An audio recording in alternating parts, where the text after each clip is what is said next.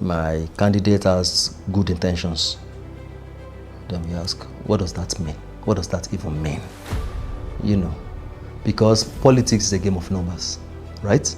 And numbers is a function of popularity. So every politician, every leader has got good intentions. General Obasanjo, for example, all through his military reign and through his 8 years as the democratic president, he kept comparing himself to Awolowo, thinking he did better. And he was surprised why the Yorubas are not accepting him as a greater political figure than Awolowo. So there are no angels amongst humans. Don't come to say intentions would make your candidate more qualified or it makes him more deserving of the votes of the people than others. You know, if you go into history, you realize that the worst tyrants were once the people's hero. The most terrible dictators history has ever produced was once a freedom fighter, the civil rights activists, this and that, whom the people themselves, some of them, the people begged them to lead them on the backs of, look, if you fought for us this way as a private citizen, imagine what you would do with power. And they got there and they became demons. That's why they say the road to hell is paved with good intentions. In this context, the road to failure also is paved sometimes with the best intentions. Therefore, we say tyranny do not come bearing horns. Many times it comes on the backs with the garment of a hero. I'm saying this so that we'll know that the leading aspirants have all been tested in public office. Therefore, when we want to assess them, we do not assess them on the backs of they have good mind. No, we want to assess, okay, all right. We know the situation we have currently. By assessing them, what can you do differently?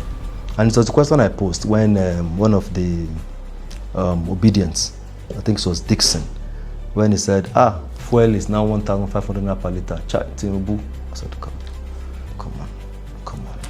And these are men that claim to have master's degree, multiple master's degree, schooled in some of the best schools abroad. So it's either you are doing it out of clear mischief or you have a mental problem. But the man said what he did was introduce civility and order in governance. Then we asked, going through his former interviews, that what is the order you introduced? What is civility?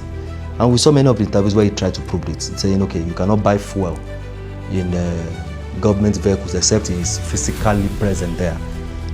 Obi had enough time to be carrying jerry cans along with his aides and be buying 10 liters, 50 liters. Don't buy more than 20 liters. You see, this speaks to the quality of the mind, how his mind operates. It operates in linear form. It operates in micro capacity. He's thinking in domestic frame. And some of them don't agree. But at least we have conveniently divided it across the south and the north, which means that, all right, for everyone to have a sense of fairness, power must rotate evenly between both regions. If the south use 8 years, let the north also use 8 years. But Atiku, in a very, very disturbing manner. When it's time for the south, he's a southerner, he runs. When it's time for the north, he's a northerner, he runs. So in leadership, personal sacrifice, where you know that sometimes the general good must be prioritized above your own personal ambitions. Nothing beats that.